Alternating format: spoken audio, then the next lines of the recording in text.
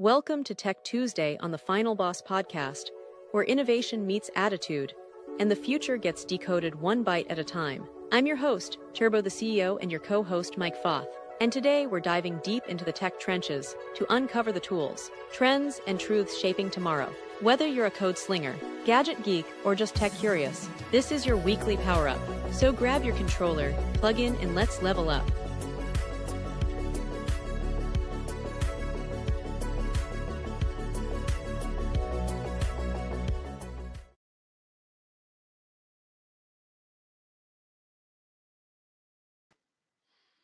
Good evening. Good evening. This is Big Mike, the Sensei.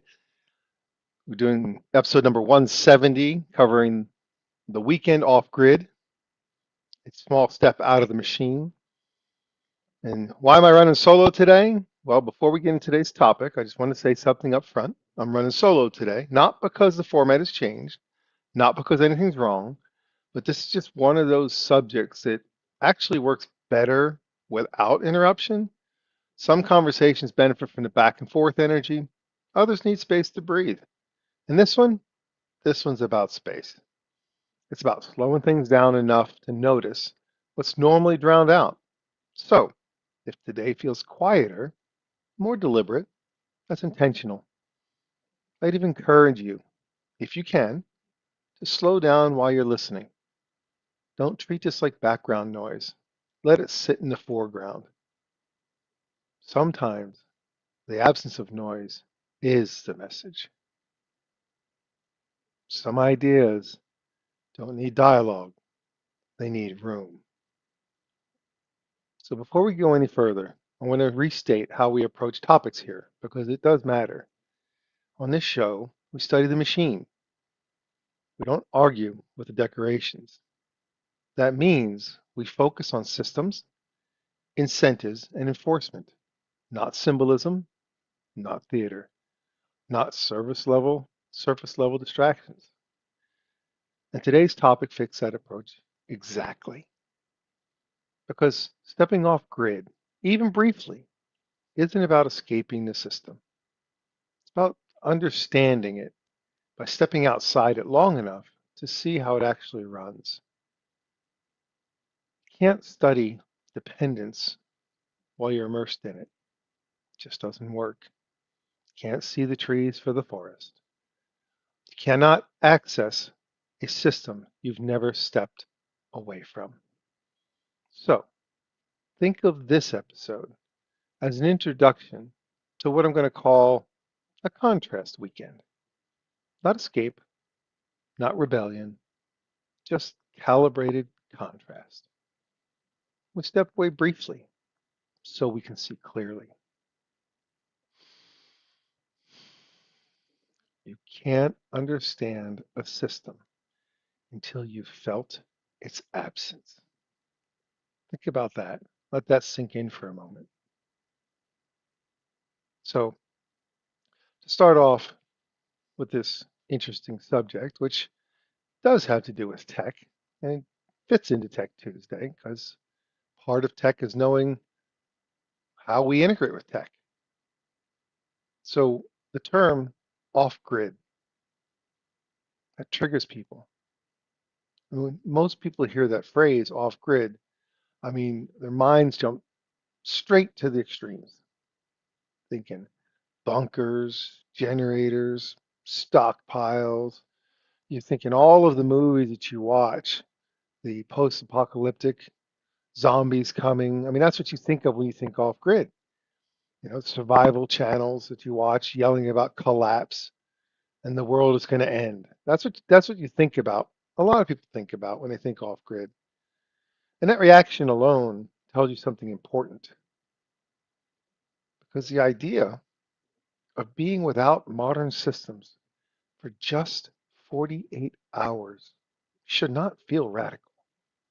But for most people, it does. And that tells you how embedded these systems are, not just practically, but emotionally. Not just practically, but emotionally. Hmm. Most of us live inside constant input, constant. It never ends. From the time we wake up to the time we go to sleep. Okay? Notifications, schedules, all these beeps, your phone constantly going off, artificial urgency layered so tightly that everything feels important and nothing feels clear. And as you're listening, ask yourself this. When was the last time you went 24 to 48 hours, just 24 hours, without notifications deciding what mattered next? Not vacation scrolling, not do not disturb, but still checking, actually off. And if you do tech and you use technology and you go on vacation, what do? Constantly looking at your phone, still working those work emails. Doesn't matter. You're still looking. You're still responding to it. So if that question makes you uncomfortable, that's not a flaw. That's information. That's data. That's something you need to learn and know because you need to understand that if you feel uncomfortable about something, there's a reason why. It's the reason why you feel uncomfortable. A weekend off grid isn't about rejecting technology. It's about creating contrast. Look, if 2 days without systems feel extreme, the system's already inside of you. It's already part of you. It's like a bad habit. It's like being an alcoholic. You can't go 1 day without a drink. Is it like that? Does it control you or do you control it? So, in talking about this off grid and what it means emotionally, and we've acknowledged that reaction. So, let's define the term properly because off grid, it carries baggage. It doesn't deserve. It's a bad rap. And we don't need to have a bad rap over something as simple as unplugging for a little bit, right? So, for the purpose of this conversation, off grid does not mean disappearing from society. It does not mean rejecting technology. And does not mean fear based isolation or deprivation. Off grid here simply means temporarily stepping away from non essential systems. The always on internet, constant notifications, the infinite entertainment loops. I mean, artificial urgency is created by feeds and schedules. How many times do you, when you're in public, see people that are constantly in their phone? And sometimes maybe you find yourself constantly being in your phone. Even while you're watching a TV show, are you still looking at your phone? So, what's happened? You have the infinite entertainment loop, the artificial urgency. It just never ends. I mean, from the moment you wake up to the moment you go to sleep. And look, you're not removing safety by stepping away, and you're not removing comfort. So you're just removing the constant input. That's it. Okay? That's all we're talking about here. I mean, we're not saying you have to go live out under the stars while it's snowing and try and build an igloo. Come on, you know, you can still have shelter. You can still have food you like. You still have water, light, and even have your phone charged for emergencies. This is a contrast weekend, not deprivation. Off grid doesn't mean unplugged from life. It just means being unplugged from the noise. The noise is what we're talking about. I mean, why would you think that a weekend is the perfect amount of time? Think about it. You say, well, how can that really make a difference in my life? A weekend, 2 days. How's it possible? I mean, is a weekend really enough? And actually, it is. And that's exactly why it works. Anything longer becomes a statement. A week becomes a lifestyle experiment. A month becomes an identity. A weekend just stays honest, just enough. Like not too little, not too much, just enough. Look, Friday night, you're still wired. You've been at it all week long. Your body is still moving at the weekday speed. You reach for your phone just out of habit because it's just there all week long, day in, day out. So look, the first time I did this, and yes, I've actually done this. Saturday afternoon, I caught myself standing there with my phone in my hand, just looking at it, wondering, what am I doing? I mean, that moment told me everything I needed to know. It's like a wake-up call. Why am I doing this? Look, when you do this weekend, Saturday morning, your restlessness is going to show up. But by Saturday night, something's going to cut loose. And Sunday morning, that's the moment that matters. That's when people realize, oh, this is what calm actually feels like. Not excitement, not entertainment, just baseline. Okay, that's the contrast weekend doing its job. You don't need collapse to learn. You need contrast. Look, you can't see the trees because of the forest, but you can't see the forest because of the trees. Contrast.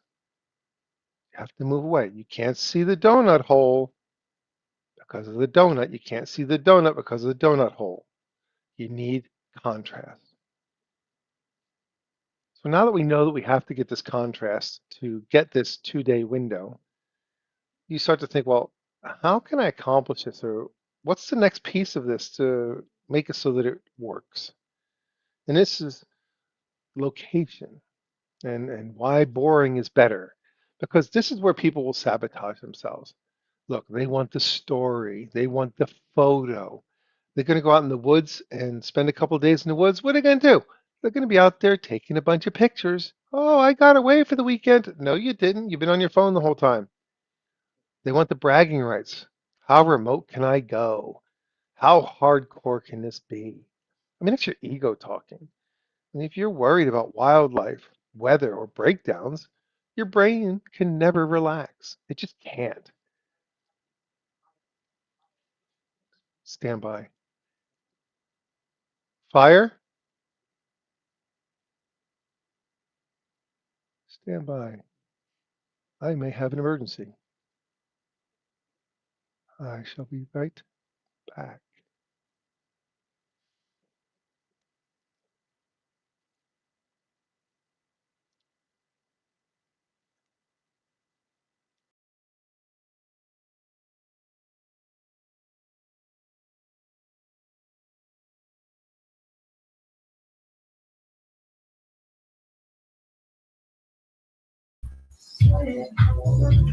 Ladies and gentlemen, I do apologize for the brief interruption.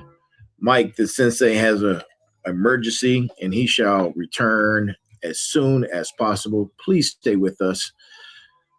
Please stay with us. And, you know, these things happen. And when they do, you have to respond. And this is why it's important to let you guys know that our shows are live, it's authentic. And when an emergency happens, you have to respond. And that's exactly what is happening right now. So give him a few moments. Tonight is all him. I am knee deep in homework because school has restarted. I know that's not an excuse for me not to be here, but we had already planned for this particular episode to be a solo episode. And you're going to see more of those throughout as I'm building this network of final bosses. And anyone who's interested in having their own show on the Final Boss podcast, Final Boss Network, Final Boss Community, Final Boss Nation, listen, shoot me an email at info@thefinalbosspodcast.com. That's INFO at thefinalbosspodcast.com. And I will, and you state your case. You state your case why you should be a thought leader on this platform. And you will be vetted. You will be vetted. But if you pass the vet process, you too can have your own episode on the Final Boss podcast. Or you may be able to construct your own season. Who knows? There's 24 hours in the day. I myself, including the Tech Tuesday show, that's only 5 days a week. I'm only on 1 hour of those 5 days. There's 24 hours in a day. So that's potentially 19 slots for more episodes. Think about it. Think about having the Final Boss Network with nothing but thought leaders, people who are providing essential and profound information and providing a knowledge base that's teachable, that you will learn for an entire day, right? That's what we're building here. We're building a community. We're building the Final Boss Nation, the Final Boss Network. So with that being said, I am going to step away. Those are my moments for the evening. Think of it as an infomercial, right? Think of it as an infomercial. You guys enjoy the rest of the show. I'm sure the sensei will be back very soon. But, you know, why not stay on until he comes back, right? Why not stay on until he comes back, right? Now, don't you go nowhere. Yes, you. Don't you go nowhere. Y'all have any questions? Ask away. This is the moment to ask away any questions you may have, any comments that you may like to drop in the chat. Go ahead. Ask away right now. Ask away. Now, if you're just now joining us, tonight is a solo show for the sensei, but it looks like he had an emergency to go take care of, right? So we're just waiting for him to come back onto the live, right? Y'all have no questions, really? Come on, final bosses. Come on, smarts. Come on, motivators, warriors. Where are the questions at, guys? Ask. Don't be afraid. Listen, I promise not to kill you with word salad. This is your moment. This is your time. Let's talk frank, right? Let's be frank with one another real quick while we wait on the sensei. And while we're doing that, I'm doing homework. So this is the moment for you to ask away, man. Ask any questions that you may have of me, of the show, of the platform. Oh, go get Go Time. Go get Go Time, man. Listen, as a matter of fact, I'm gonna use this moment. I hope he's okay. Also, I'll probably give him a call in a few. Give me a second.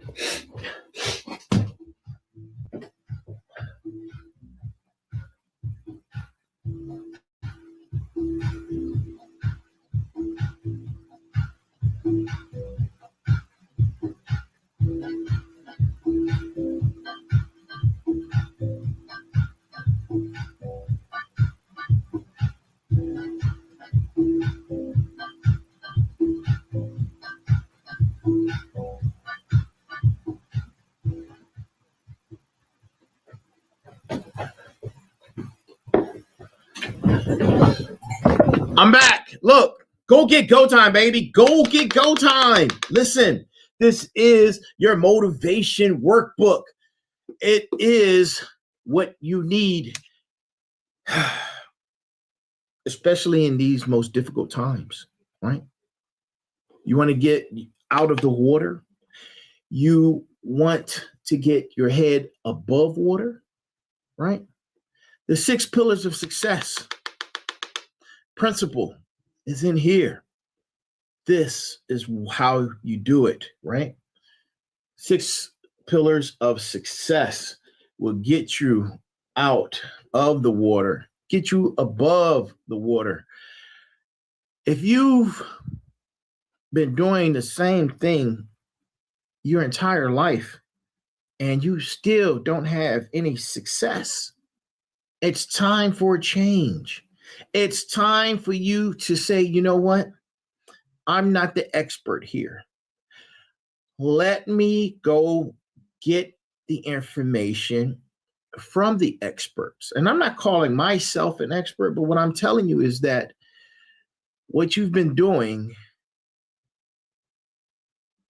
hasn't gotten you the success that you've been wanting or striving for, I'm sorry.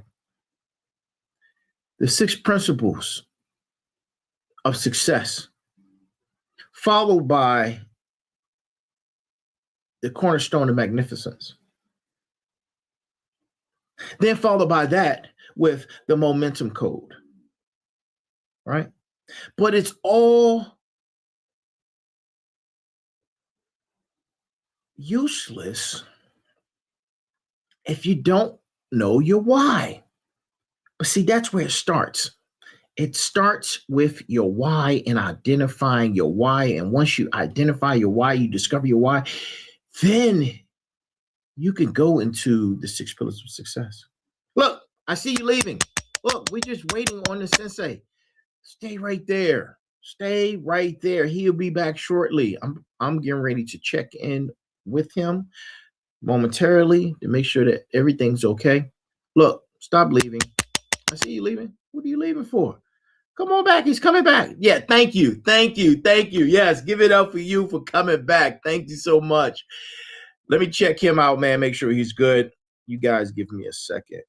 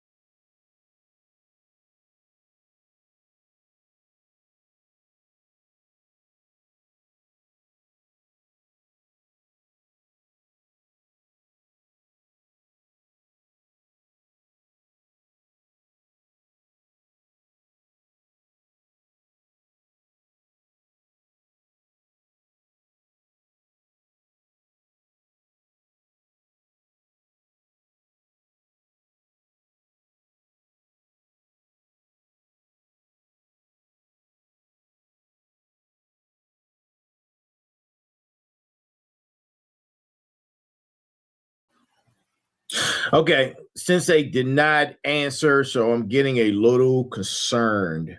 I'm gonna try calling back in a few, but you guys stay there. He'll be back. He will be back. Y'all give some prayers out, man. Some prayers out to the sensei. We don't know what's going on in the background, but hopefully all is well. And yeah, pray for the good sensei. He'll be back.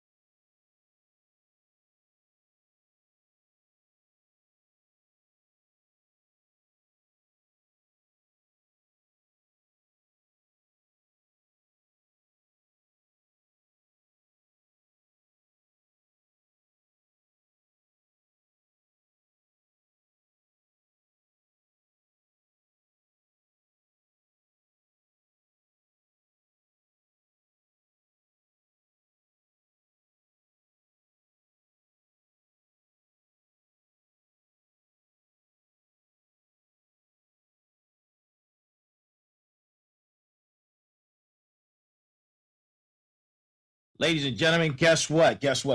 Listen, I do apologize. The sensei is taking care of an emergency situation, and I don't know if he's coming back, but we're still live. And in these moments, through all of its authenticity, there's moments like this that happen. You have to take care of family, you have to take care of emergency situations, and you have to be prepared. And right now, I am prepared to continue the show for the next 30 minutes. Thank you for joining us. I appreciate each and every last single one of you. Look, man. You got to improvise. In these moments, you have to improvise. The show must go on. The product must continue. And with that being said, thank you for being here. Look, I appreciate each and every last single one of you. Thank you for not leaving. Look, man, he started out the show talking about some very, very informative things about stepping away from your devices, right? And stepping away from the noise. And look, man, I want to elaborate on exactly what he was discussing. And hold on, let me get rid of he has returned. So hey, man. That was fun. Molly told me fire, fire, fire, so I ran for fire, fire, fire. Yeah, there was in the back piece of the property was a piece of brush that had caught fire. I had to go put it out before it got out of control. So I was hustling. I had to put out a fire. Literally had to put out a fire. Man. Goodness gracious. Good. Yeah, blessings, man. Blessings. That was something. Yeah, You know what? You have to be able to. You got to be able to react. Improvise. You know. Absolutely. And when real world emergencies happen, you deal with it. Yep. The training kicks in, and we've been trained for all walks of life. We've been trained in, man. So that's right. So hey, I'll get back on it. Oh yeah, I'm gonna let you get back on it. I gotta get back to it, man. Go on. I got this. All right, man. Take care. Have a knock them dead. All right. So that was entertaining. My goodness. Well, when your wife comes and says fire, fire, fire, you know that it's legit. So we left off with getting out and getting away, okay? And we said we don't want to be worried about wildlife, weather breakdowns, etc., right? You want to manage your risk. So if you can't manage your risk, you can't reflect, you can't chill out. So your right location is intentionally boring. So some good examples of that would be like a state park, private land near a town. You're close, but you're not too close. Maybe a quiet campground. Look, close enough that help exists, but far enough away that routine falls away. It's not a survival test. You're not trying to be, the last man standing. It's just, this is for you to unplug your technology and just kind of breathe for a minute. Look, it's another way the contrast weekend lowers the noise floor so that insight can show up. Insight starts where vigilance ends, okay? So when you don't have to be hyper vigilant and worried about what's happening in the next 2 seconds, you can look, you can think, you can relax. So part of this, when you go somewhere, is what's next? Shelter. So let's talk about shelter. We're not talking about some idolized camping image. We're not talking about clamping either, okay? We're talking about the thing that lets your body stand down. Look, I've tried the tough version. I've done the one where I've slept out with a poncho liner, and that's it. On the hard floor, cold night, mosquitoes, bad sleep. And when you don't get rest, you're not getting rest like that. That's just uncomfortable. Shelter doesn't mean that you're negotiating with your comfort. You should not negotiate comfort. It should be a given. You should not worry about the rain or the temperature or heck, even the snow. It depends on where you're going. You shouldn't have to worry about that. Shelter means you're chilling. You got a tent, you got a trailer. You can even do this in a vehicle setup. I've done camping with my wife in the back of a little S10 Blazer. It was fun. It was entertaining. I don't want to do it a lot, but we did. It didn't kill us. It was fine. Look, you can get a cabin. There's a lot of cabins out there. Some people rent yurts, or you can get a yurt. But if you're going to do an RV, make sure the noise is turned off. Don't have the satellite TV going. You know, try and make it so that you're not wanting to use the technology. Look, the common thread isn't toughness, it's trust. When your body trusts the environment, your mind finally has room. Your mind can, okay, we're safe, we can chill. Shelter isn't about survival, it's about permission to rest. Think about that. It's about permission to rest. When you're not worried about survival, your mind can rest.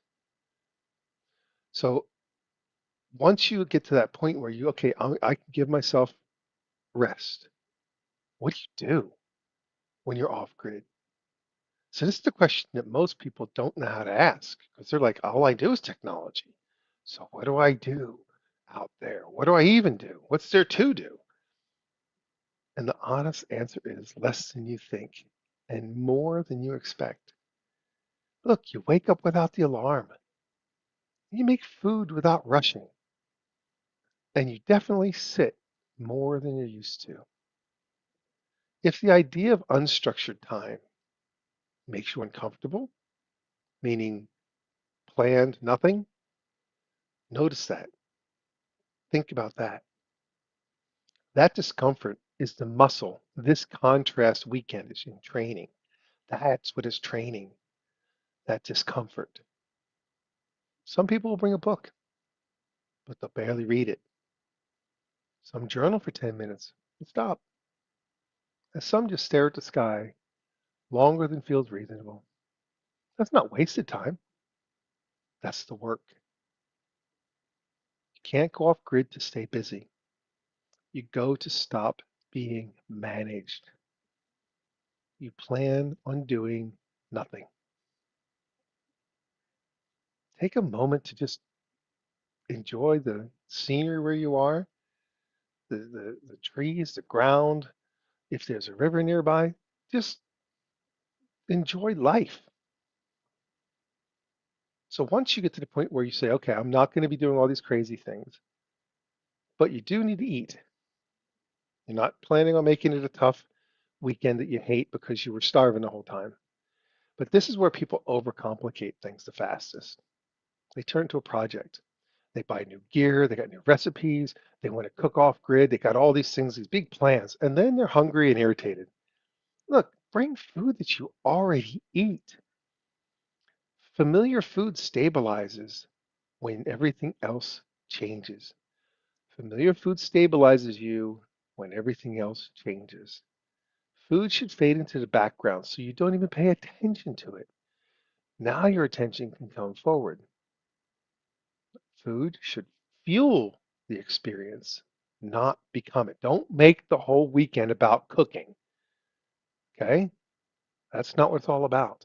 Because then you're spending your entire time super hyper focused on cooking, cooking, cooking. Gotta cook, gotta do this. I got all this I gotta do. You're not taking the time to unwind.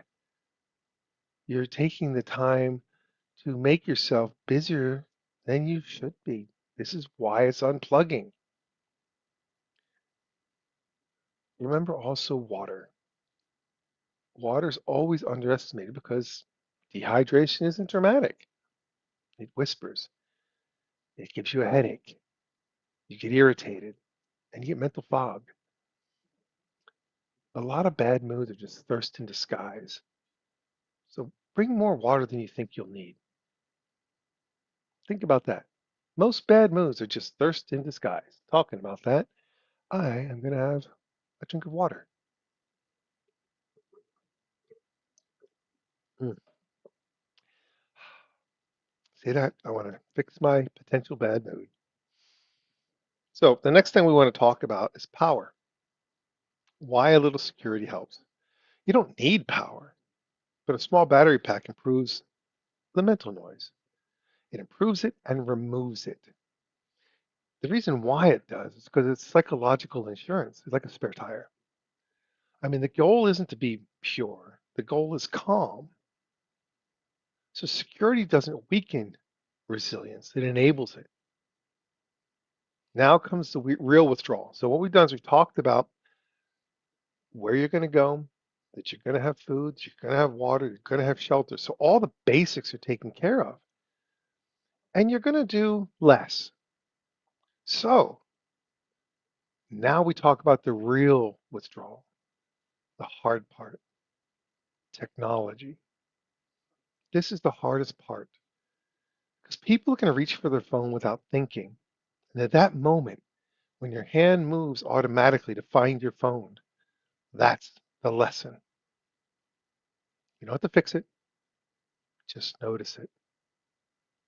Awareness is the win. You just want to be aware of, oh, I'm unplugged. Why am I reaching for my phone? Just be aware. What moves you without thought already owns you. So if you're moving for your phone without thinking about it, it owns you. You don't own it. So when you start doing this, you're going to notice something.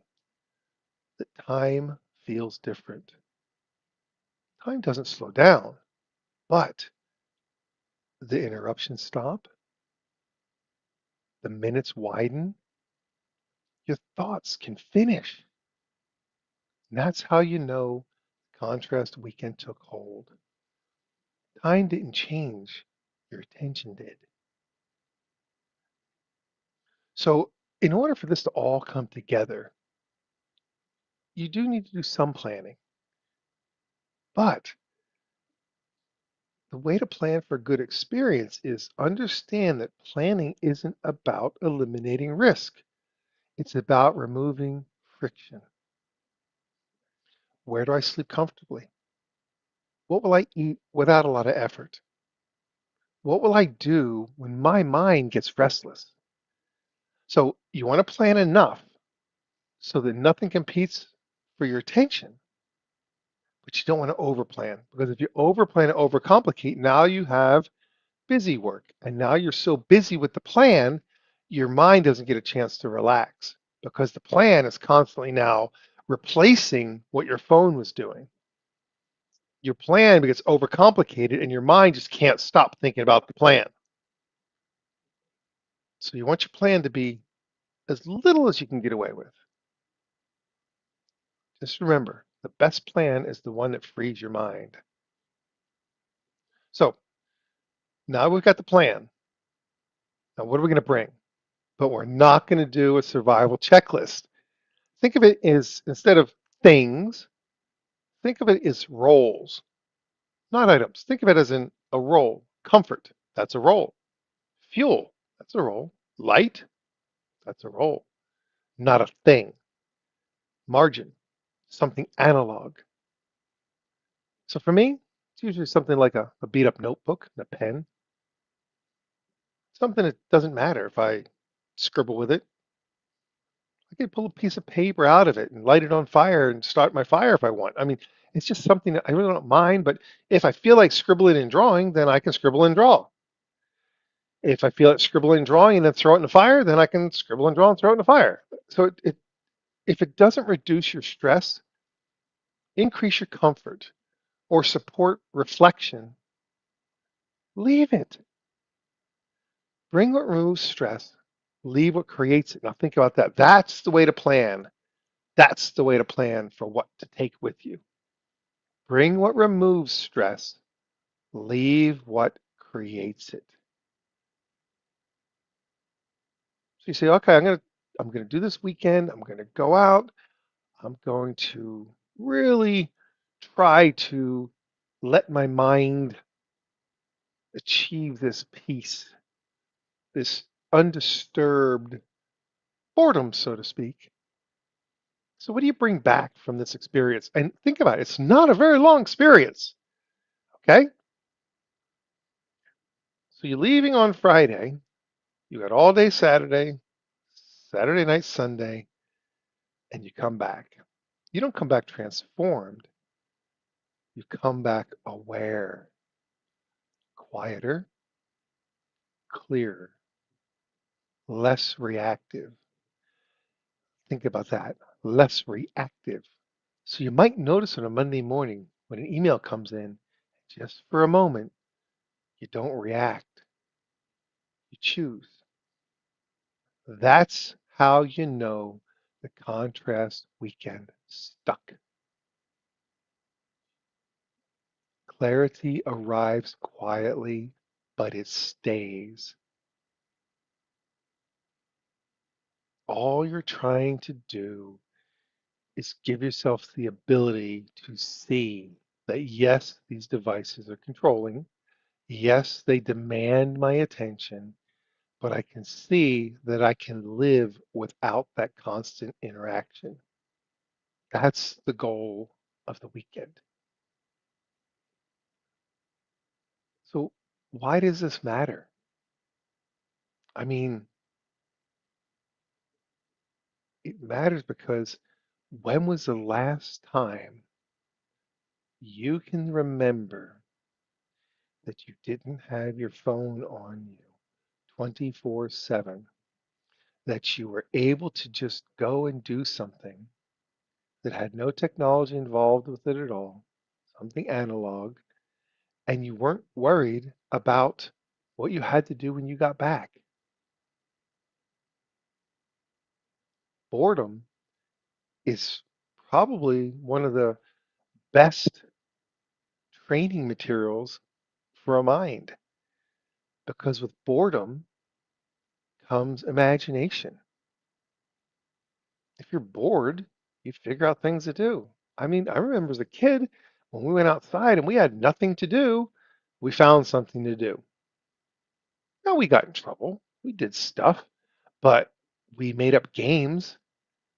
We played cops and robbers. We played hide and seek. We did all kinds of things. We made forts. I mean, my God, that's something that the kids nowadays even get a chance to do. They're stuck inside all the time. So if you've got children, this experience could be a little more challenging. But at the same time, if you take your kids with you and teach them the same experience of we're going to unplug, we're going to play, we're going to be bored, we're going to do whatever that doesn't require us to be constantly distracted. I've been through some really interesting things, and one that really sticks in my mind is I was headed to a restaurant with my wife, and as we got out of the car and we were walking towards the restaurant, and there was traffic in the parking lot, and we saw a family get out of their vehicle, and as they were walking towards the door of the restaurant, every single one of them was in their phone. They didn't even look around to see if they were going to get run over by a car. They were just so into their devices that they didn't even talk to each other. They didn't interact with each other. They just had nose down and were walking in. And that really stuck with me. And we talk about it. My wife and I talk about it because it was such a testament of how people are living nowadays. You sit in a restaurant and look around and you see all these kids in devices. You see all these people in devices. They're not enjoying themselves. They're not enjoying the experience of being at a restaurant and having a nice meal together and having conversation. They're hung up in their devices and scrolling and letting their mind become mush. And it happens because it's addicting. And again, if you want to have an idea of why it occurs, you can take a look at the Netflix documentary that was created where it's called The Social Dilemma. And this talks about why this happens and why it's designed for that. And so ask yourself this, why does this matter for tech? Being this is Tech Tuesday, and we talk all things tech, and we go pretty deep quite a bit. So why does this matter for tech? You would think that by us having this conversation and talking about this subject, you would think that I would think, well, tech is the enemy. we shouldn't be having tech. No, technology isn't the enemy. It's a tool. But any tool should be removable. You use your tools. When you're done with them, you put them away.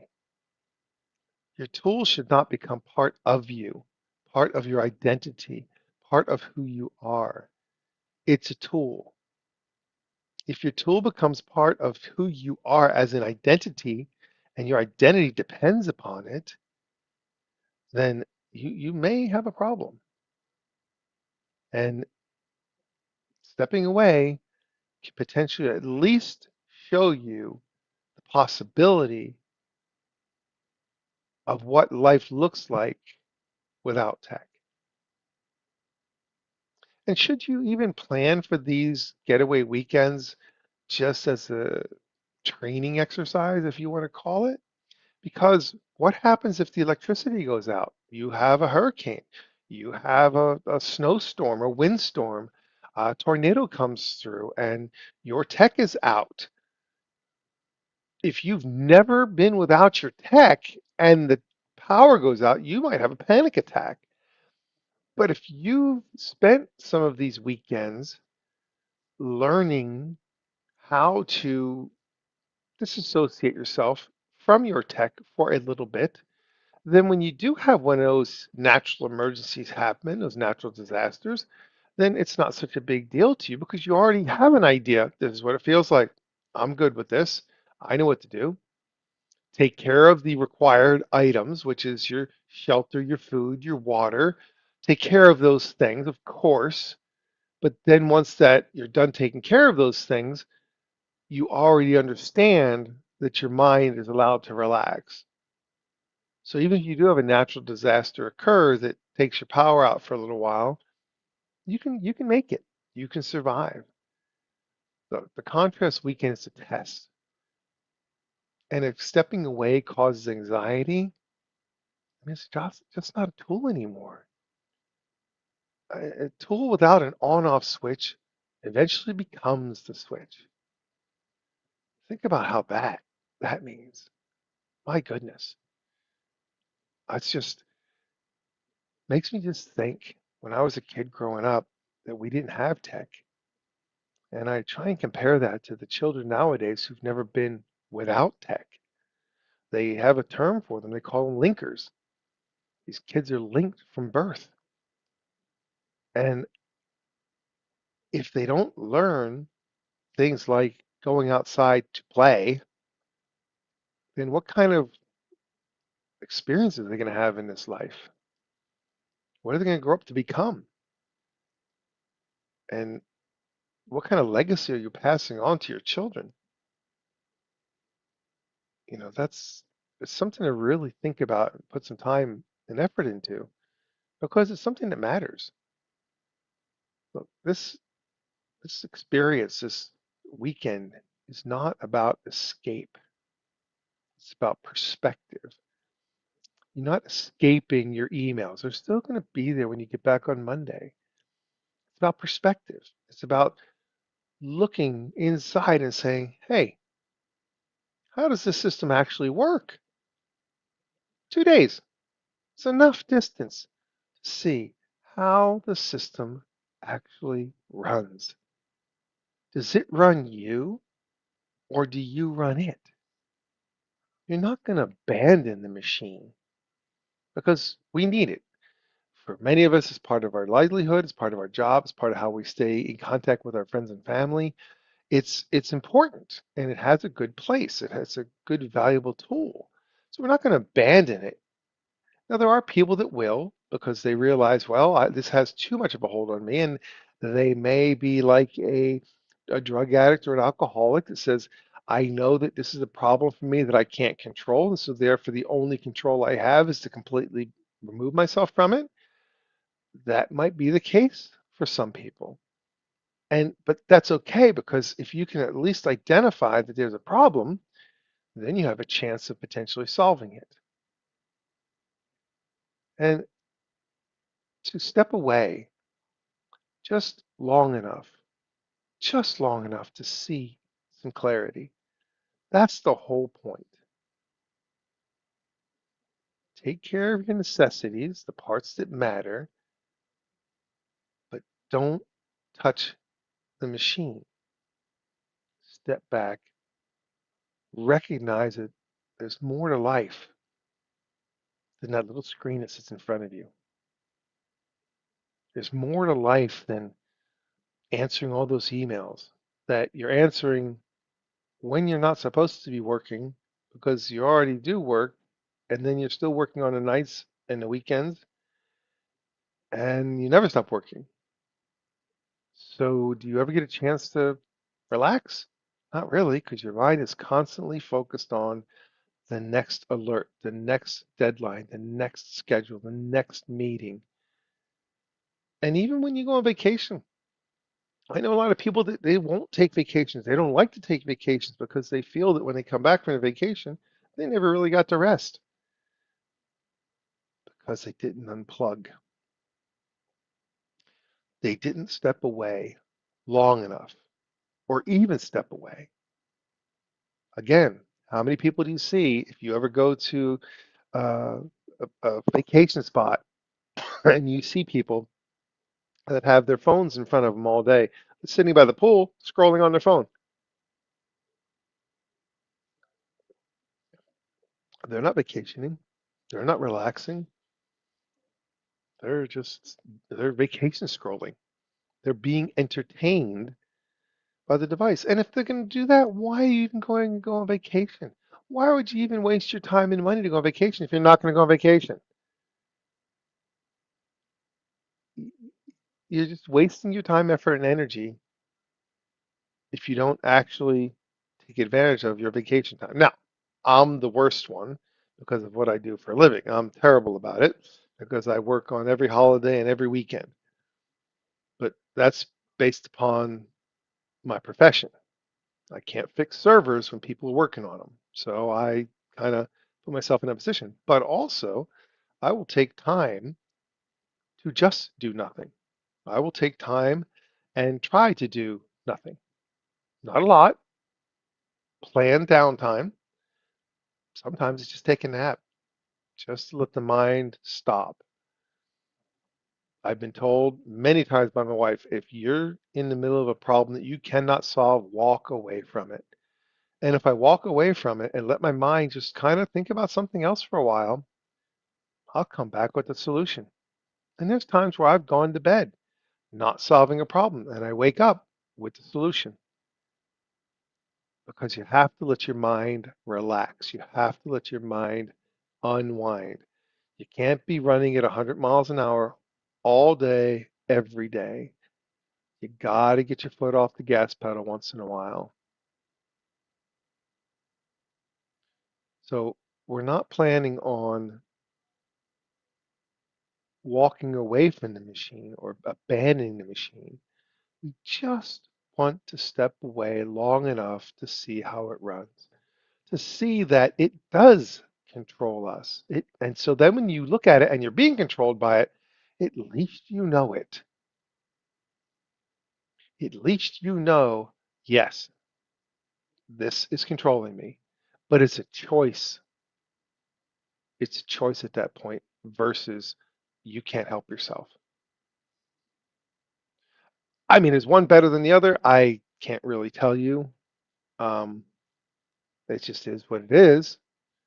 But at least at that point, you can have some kind of awareness and you can see things for what they actually are instead of the virtual reality that we're being exposed to, because that's real. I mean, the whole world we live in is a can be considered a virtual reality because all of the exposure of what you're told and shown every day, the overloading of input. Would you ever get a chance to filter it? Do you ever get a chance to just stop getting input? When was the last time that you did have any input? Now, there are things that can cause that, absolutely. But when was the last time that for you it happened intentionally by design because you wanted it to? And that has power. That has power. Because if you want something to happen, you're the one in control. You're the one in the driver's seat. But if it just happens to you, then all you're doing is reacting. And it's a reactionary life, one that's fulfilling and rewarding, or is it the life that you choose that's fulfilling and rewarding? I prefer to be in control of my own destiny and not just react to it. But that's just me. That's just me. Oh, we got to the 1 hour mark. I don't know how long we were off during our, what do I call it, emergency. But when we get done, I have to go back out and check to make sure that the fire is still out because I don't want any surprises in the middle of the night that the backyard burns down. So we'll be dealing with that here just in a little bit. We'll see if Dwight's going to come back and close us out. But I will say one of the things that Dwight loves to say. Good afternoon, good evening, and good night. There he is.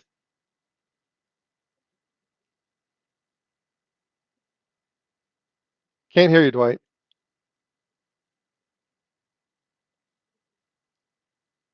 Nope. There he is. There he is. Boom. Hey, um, if you have more time, man, or you don't have to go, I gotta go check on a fire. okay, because I was gonna say, man, you have more content. There's 20 minutes of block space available. Oh, that's what we died. We hit 20 minutes. Yeah, but it's Yeah. up to you.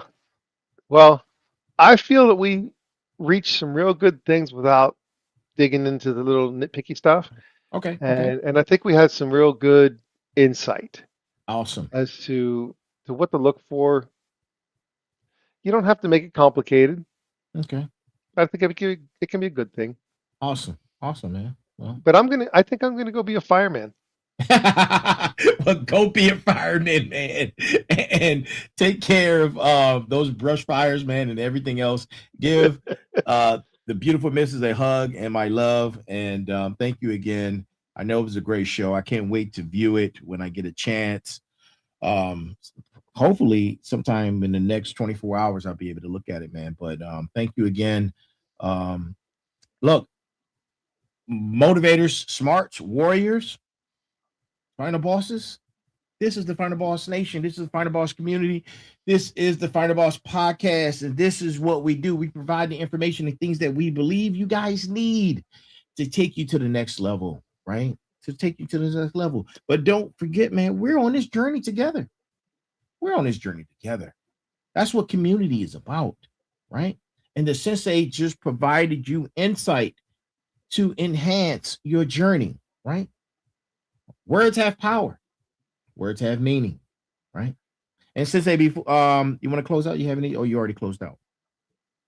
Good afternoon. Oh, good morning. Good afternoon. Good evening. And good night. And I always like to say, look for the door. Right. Look for the door, people. That is our show for tonight. And if you enjoyed the show, and of course, make sure you like, share, and subscribe it, and share it with all your good people. At least 3 good people, man. 3 good people who you think is worthy of this information.